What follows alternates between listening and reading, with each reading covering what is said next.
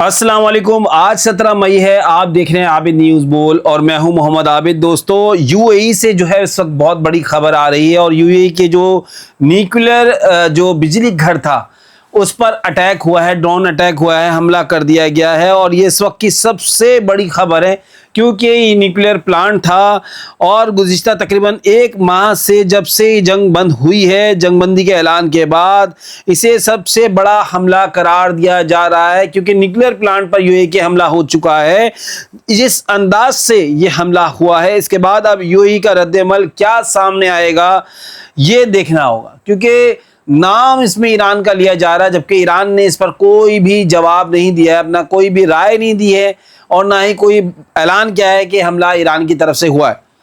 اور دوستو، یو اے ای کے جو نیوکلیر بجلی گھر ہے اس پر حملہ کیا گیا ہے اور یہ شبہ ظاہر کیا جا رہا ہے کہ اس منصوبے پر ایران پر شبہ ظاہر کیا جا رہا ہے اور اس منصوبے پر $20 ارب سے زیادہ خرچ کیے گئے تھے، تب جا کر یو اے ای نے اپنا پہلا نیوکلیر بجلی گھر تعمیر کیا تھا، بلکہ یہ پورے عرب خطے کا پہلا کمرشل نیوکلیر پاور پلانٹ تھا۔ اب اس پر حملہ ہو گیا ہے، جی ہاں، پورے خطے کا سب سے جو ہے وہ بڑا اور پہلا جو ہے وہ نیوکلیر پاور پلانٹ تھا اور اب اس پر حملہ ہو گیا ہے۔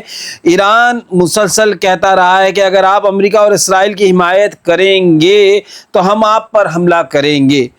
چند دن پہلے یہ خبر بھی سامنے آئی تھی کہ جنگ کے دوران نتن یاہو خفیہ دورے پر یو اے ای آ گئے تھے، اگرچہ بعد میں اس کی تردید کی گئی اور اسرائیل نے پہلے تصدیق کی پھر بعد میں اس سے انکار کر دیا، حالانکہ اسرائیل کی طرف سے کہا گیا تھا یہ حملہ اپنے اندر ایک بڑا پیغام رکھتا ہے۔ جی ہاں، اس سے اس جنگ کی چنگاری کو دوبارہ بھڑکانے والا قدم سمجھا جا رہا ہے۔ جی ہاں، کیونکہ یو اے ای رد عمل دے گا، یو اے ای کے لیے جو ہے وہ ایک بہت بڑا حملہ ہے یہ، اور یو اے ای اس کو ایک بڑا اٹیک سمجھ رہا ہے کیونکہ کافی زیادہ بجلی جو ہے وہ اسی پلانٹ سے پیدا ہوتی ہے یو اے ای کے لیے۔ اور آپ نے ابھی سنا ہوگا کہ نریندر مودی بھی ہو کر گئے اور بڑی بڑی باتیں کی گئی تھیں، بڑے استحکام کی باتیں کی گئی تھیں، مگر جیسے ہی وہ گئے ہیں وہاں سے، کیونکہ یو اے ای سے ایسا ہو رہا ہے کہ بزنس مین پیسہ نکال لیں، کاروباری لوگ پیسہ نکال لیں، خاص طور پر انڈینز، تو یو اے ای نے بھروسہ دلایا تھا، اس لیے یو اے ای نے ان کو بلایا تھا اور وہ نریندر مودی بھی بھروسہ دلا کر گئے تھے، مگر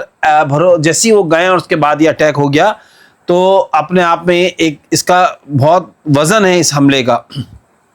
خبر کے مطابق یو اے ای کا جو نیوکلیر پلانٹ ہے $20 ارب کی لاگت سے بنایا گیا تھا اور جو سورسز ہیں جو وہ کہہ رہی ہیں کہ اے پی کے مطابق جو ادارہ ہے کہ حملے کی ذمہ داری کسی تنظیم یا ملک نے قبول نہیں کی ہے، ایسوسیٹ پریس کی بات کر رہا ہوں میں، قبول نہیں کی ہے، لیکن ایران پر شبہ کیا جا رہا ہے، بار بار ایران کا نام لیا جا رہا ہے کیونکہ حالیہ دنوں میں ایران مسلسل یو اے ای کو دھمکیاں دے رہا تھا۔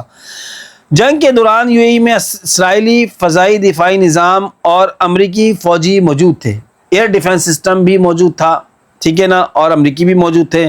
اگر ایران نے حملہ کیا ہے تو اس کے پیچھے واضح پیغام یہی ہے کہ یو اے ای کو فیصلہ کرنا ہوگا کہ وہ امریکہ اور اسرائیل کے ساتھ کھڑا ہوگا یا اپنے عرب ہمسایہ ممالک کے ساتھ۔ اس طرح سے بھی بات کی جا رہی ہے۔ برکس ممالک کے حالیہ میٹنگ میں بھی بڑا ایجنڈا تھا کہ ایران کے خلاف مشترکہ بیان جاری کیا جائے، لیکن ایسا نہ ہو سکا اور اب یہ حملہ ہو گیا ہے۔ برقہ جوہری پلانٹ، برقہ نیوکلیر پلانٹ یو اے ای اور پورے عرب خطے کا پہلا کمرشل نیوکلیر پاور پلانٹ ہے جو جنوبی کوریا کی مدد سے بنایا گیا ہے۔ جی ہاں، یہ 2020 میں ایکٹیو ہوا تھا اور یو اے ای کی تقریباً 1/4 بجلی کی ضروریات جو ہے وہ پوری کرتا ہے۔ جی ہاں، یہ پہلی بار ہے کہ ایران یو اے ای کی کشیدگی کے دوران اس پلانٹ کو نشانہ بنایا گیا۔ اتنی جو جنگ چلی 40 دن، ایران نے اتنے بڑے بڑے حملے کیے مگر ایران نے اس پلانٹ پر حملہ نہیں کیا، مگر اب پہلی مرتبہ ہو رہا ہے کہ اس پلانٹ کو بھی نشانہ بنایا گیا ہے اور جنگ بندی کے بعد بھی you a E per drone حملے جاری ہیں۔ ایران پہلے اعلان کر چکا تھا کہ وہ ہمسایہ ممالک کو نشانہ بنائے گا جہاں امریکی فوجی اڈے یا اسرائیلی مفادات موجود ہوں۔ جی ہاں، خبر دوستوں کچھ اس طریقے کی بھی آ رہی ہے کہ یو اے ای سے کہا گیا تھا کہ آپ جو ہے وہ ایران پر حملہ کر لیں اور جو خارق آئیلینڈ ہے اس پر آپ قبضہ جما لیں، تو یو اے ای نے جو ہے وہ جنگ میں شامل ہو گیا اور اس نے حملہ بھی کیا ایران پہ، جو کہ اب آہستہ آہستہ باتیں کھل کر سامنے آ رہی ہیں. تو اس کے بعد کیا ہوا کہ مگر یو اے ای نے جو ہے نا وہ یہ خارق آئلینڈ جو ہے اس پر قبضہ نہیں کیا, یہاں آ کر وہ رک گیا, کیونکہ اگر وہ یہاں پہنچ جاتا تو حالات اور زیادہ بگڑ جاتے, یہ یو اے ای جانتا تھا. مگر اب جو معاملات ہیں اس میں یہی کہا جا رہا ہے کہ خارق آئلینڈ پر جو ہے وہ قبضہ کر لیا جائے گا. دوستو گزشتہ ہفتے یو اے ای نے ایران پر فجیرہ پورٹ پر میزائل اور ڈرون حملے کا الزام لگایا تھا, جس میں 3 بھارتی شہری زخمی ہوئے تھے اور ایک آئل ریفائنری میں بھی آگ لگ گئی تھی. ابوظہبی میڈیا آفس کے مطابق برقا پاور پلانٹ کے بیرونی حفاظتی حصے کے باہر موجود ایک الیکٹرک جنریٹر میں آگ لگی ہے. ابتدائی تحقیقات کے مطابق آگ ڈرون حملے کی وجہ سے لگی. حکام کا کہنا ہے آگ پر قابو پا لیا گیا ہے اور جوہری حفاظت یا تابکاری کی سطح پر کوئی بھی اثر اس وقت نہیں پڑا ہے. جو سینسٹیوٹی ہوتی ہے جوہری نیوکلیر کی وہ اس پر کوئی فرق نہیں پڑا ہے. عوام کے لیے کوئی خطرہ اس وقت موجود نہیں ہے. یہ پلانٹ عرب دنیا کا پہلا نیوکلیر توانائی کا مرکز ہے. جی ہاں, اور یو اے ای کی بجلی کی ضروریات کا ایک بڑا حصہ پورا کرتا ہے. اور ایران نے واضح کر دیا ہے کہ اگر امریکہ کے ساتھ مذاکرات ناکام ہوئے تو وہ جنگ کے لیے تیار ہے. ایرانی وزیر خارجہ ہیں, فارن منسٹر ہیں عباس عراقچی نے کہا ہے کہ تہران ہر صورت حال کے لیے تیار ہے.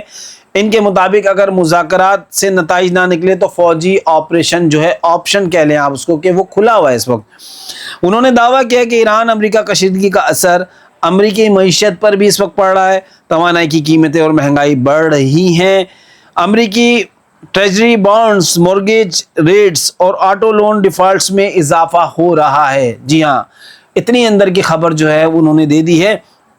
ایران نے یہ بھی کہا کہ اگر ضرورت پڑی تو آبنہ ہرمز کو مؤثر طور پر بند کیا جا سکتا ہے, جہاں سے دنیا کی تقریباً 20% تیل اور گیس کی سپلائی جاتی ہے.